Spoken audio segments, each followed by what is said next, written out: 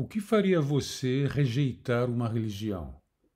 Se alguém chegasse até você e dissesse: Olhe, eu tenho essa religião aqui, baseada nesse livro aqui, nós seguimos esse Deus, isso é o que o Deus da nossa religião disse e fez e mandou fazer. Você analisaria o que essa pessoa está dizendo a você sobre a religião dela? Você leria o livro sagrado que essa pessoa segue? O que faria você dizer: que absurdo? Não, não posso seguir uma coisa assim. É impossível. Isso é perverso. Isso é. Não tenho nem como imaginar que alguém faça algo dessa natureza. Deixe-me ler a você agora apenas um capítulo de um livro chamado Bíblia, que é uma compilação de cópias, de mais cópias, de mais cópias, de farrapos de pergaminhos da Idade do Ferro, com historinhas também da Idade do Bronze. Números capítulo 25. Enquanto Israel estava em Sitim, o povo começou a entregar-se à imoralidade sexual com mulheres moabitas. Moabe era um país vizinho e os israelitas estavam tendo relações sexuais com as mulheres daquele outro país, que os convidavam aos sacrifícios de seus deuses. O povo comia e se prostrava perante esses deuses. Assim, Israel se juntou à adoração a Baal-Peor, e a ira do Senhor acendeu-se contra Israel. E o Senhor disse a Moisés: Prenda todos os chefes desse povo, enforque-os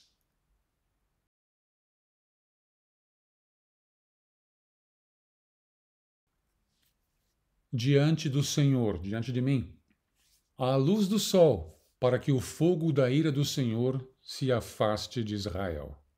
Então Moisés disse aos juízes de Israel: Cada um de vocês terá que matar aqueles que dentre os seus homens se juntaram à adoração a Baal-Peor. Um israelita trouxe para casa uma mulher midianita. Quando Finéias, filho de Eleazar, neto do sacerdote Arão, viu isso, apanhou uma lança, seguiu o israelita até o interior da tenda e atravessou os dois com a lança. Ele era bom de lança, né? Atravessou o corpo do israelita e o da mulher. Então cessou a praga contra os israelitas. Mas os que morreram por causa da praga foram 24.000. E o Senhor disse a Moisés: Finéias, o homem da lança, filho de Eleazar, neto do sacerdote Arão, Arão era irmão de Moisés, desviou a minha ira de sobre os israelitas, pois foi zeloso com o mesmo zelo que tenho por eles, para que em meu zelo eu não os consumisse. Diga-lhes, pois, que estabeleço com ele, com Finéias, a minha aliança de paz. Dele e dos seus descendentes será a aliança do sacerdócio perpétuo, porque ele foi zeloso pelo seu Deus e fez propiciação pelos israelitas. O Senhor disse a Moisés: Tratem os midianitas como inimigos e matem-nos, porque trataram vocês como inimigos quando os enganaram no caso de Peor e de Cosbi, filha de um líder midianita, mulher do povo deles, que foi morta pela praga que enviei por causa de Peor.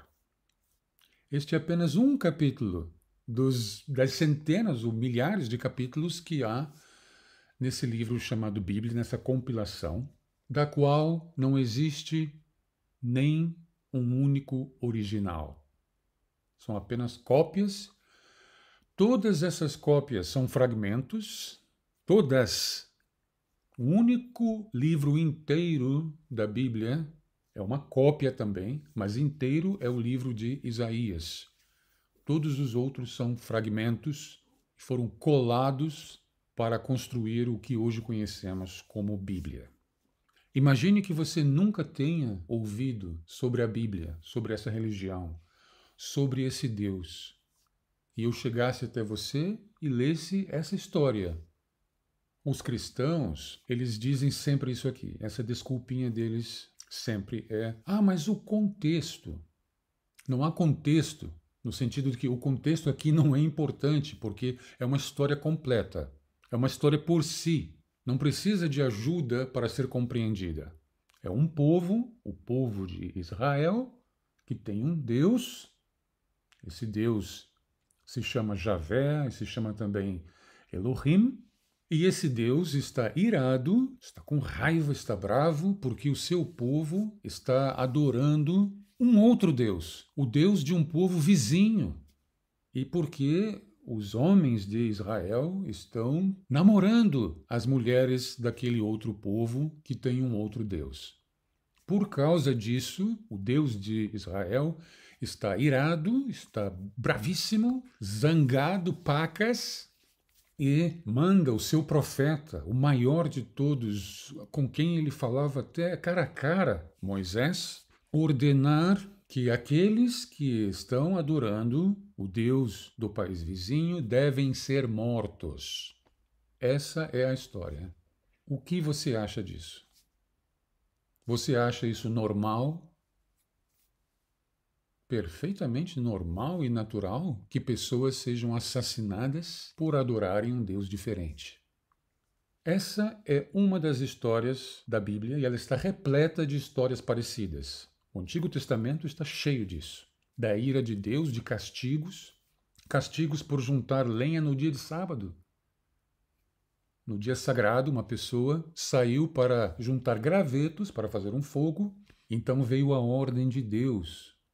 Não é Moisés. Todas as ordens começam com a seguinte frase: assim diz o Senhor, isto é, assim diz Elohim ou Javé, Yahweh. Peguem essa pessoa que estava juntando graveto no dia de sábado e essa pessoa deve ser apedrejada por toda a congregação. O Deus da Bíblia manda apedrejar filhos rebeldes, manda apedrejar mulheres que foram acusadas de não serem virgens quando se casaram. Quando os cristãos tentam se distanciar dessas histórias do Antigo Testamento, do Deus do Antigo Testamento, eles estão provando que são esquizofrênicos. Não tem uma outra palavra, sinto muito.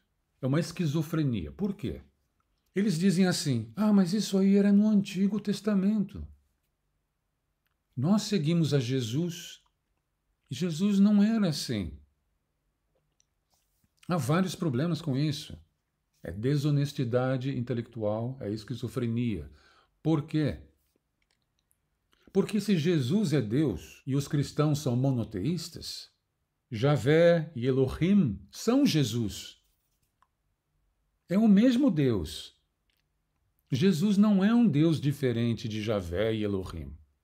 Senão os cristãos seriam politeístas. Eles dizem que são monoteístas, seguem apenas um Deus, então o Deus do Antigo Testamento é o mesmo Jesus. Eles seguem Jesus e Jesus é apenas um outro nome desse mesmo Deus, desse único Deus. Todas as ordens do Antigo Testamento foram dadas por Jesus. É o mesmo Deus. E depois, mesmo que eles seguissem, mesmo que Jesus fosse um Deus diferente, os cristãos também seguem o Antigo Testamento. Não é que eles pegam o Antigo Testamento, dizem: ah, isso aqui é um lixo, isso aqui ensina coisas perversas, absurdas. Esse não é o nosso Deus. Não é que eles pegam o Antigo Testamento e jogam no lixo. Eles não jogam o Antigo Testamento no lixo porque senão a religião cristã não existiria. Ela é baseada também no Antigo Testamento. Precisa do Antigo Testamento. É uma adaptação, é uma continuação do Antigo Testamento. Então, eles seguem o Antigo Testamento, sim. Então, eles não podem ser contra isso. Todas essas ordens que Javé, que Elohim deu, mesmo que eles, mas isso aí era naquela época, eles não podem ser contra. Eles não podem dizer que isso era errado, que eles não concordam com isso. Eles concordam. Eles concordam. e eles justificam isso. Temos aqui, então, uma das inúmeras provas de que o Deus da Bíblia simplesmente odiava e ainda odeia, porque a Bíblia ainda existe, ainda é seguida. O Deus da Bíblia odeia a liberdade de consciência e o livre-arbítrio. Odeia. O Antigo Testamento é Deus o tempo todo castigando israelitas por seguirem outras divindades, por adorarem outros deuses, por se casarem com mulheres de outros povos. Então, onde está o livre-arbítrio? O livre-arbítrio, que os cristãos dizem foi inventado pelo Deus da Bíblia, o Deus da Bíblia criou tudo e criou também e deu o livre-arbítrio. Só seria livre-arbítrio se Deus deixasse as pessoas seguir outros deuses. Você quer seguir um outro Deus? Tudo bem. Beleza. Vá em frente. Pelo menos você não é um ateu. Mas não. Era castigo e castigo também sobre inocentes. Aqui é que está a maior dimensão desse problema. Porque o Deus da Bíblia trazia pragas, trazia secas, trazia fome sobre todo o povo por causa de alguns. Aqui, nesse relato, morreram 24.000 pessoas. Há relatos, por exemplo, quando o rei Davi mandou fazer um censo, mandou contar as pessoas no território de Israel. Deus não gostou e mandou uma praga que matou 70.000 pessoas. Em todas as nações, em todos os povos, né? Há mulheres, crianças, idosos, pessoas doentes, aleijados. Isso existe em todas as sociedades. Então, quando Deus mandava essas pragas, morriam também pessoas inocentes. Quando ele mandou o dilúvio para matar as pessoas más, ele matou também pessoas boas. Porque, obviamente, havia pessoas boas entre as más, porque isso é assim em todos os lugares. Então, quando Deus matava, ele matava maus e bons. Matava crianças, as pragas do Egito. Um outro problema dessa história é que esse sacerdote, olha só, esse Finéias, ele era um sacerdote, ou seja, ele era o que seria hoje um padre, um pastor. Imagine um pastor pegar uma lança e matar 2 pessoas, porque essas pessoas se desviaram da igreja. Então esse Finéias, cheio do amor de Deus, de seu Deus, ele assassinou 2 pessoas com uma lança e ele foi recompensado por isso. O Deus da Bíblia achou isso maravilhoso. Não deu essa ordem a ele, especificamente. Pega essa lança e mate aqueles 2 ali. Não, Finéias fez isso por amor a esse Deus, pegou a lança e atravessou aqueles 2, e aí Deus disse, olha, vocês viram só, esse meu servo aí, o Finéias, que exemplo de pessoa, ele fez e faz coisas que me agradam, e por isso com ele eu vou fazer uma aliança de paz, de paz. Diga-lhe, pois, diga a esse Finéias aí, que atravessou esses 2 com a lança, que estabeleço com ele a minha aliança de paz. Dele e dos seus descendentes será a aliança do sacerdócio perpétuo. Todos os seus descendentes serão pastores, porque ele foi zeloso pelo seu Deus. Matando aquelas 2 pessoas, eu vou recompensar Finéias por isso. Toda a sua descendência será de pastores que me servirão.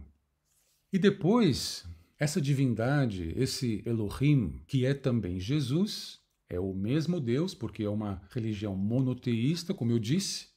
Jesus disse para perdoar os inimigos. Não disse isso? Amai os vossos inimigos, perdoai a quem vos perseguem. Quem trata vocês mal, vocês têm de perdoar. É uma ordem de Jesus.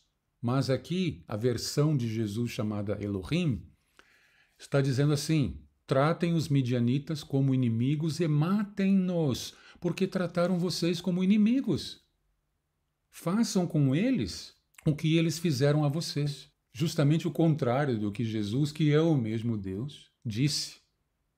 Então, se você nunca tivesse ouvido falar dessa religião, desse Deus, desse livro sagrado, e você fosse confrontado com essa história, com as ações desse Deus, com as ordens que ele deu, com essa recompensa que ele deu a esse atravessador de hereges, isso levaria você a recusar essa religião, a recusar esse Deus, a dizer: meu Pai do céu, isso é terrível. Isso aí é uma perversidade indizível. Eu não tenho nem palavras para comentar isso. É uma coisa horrorosa.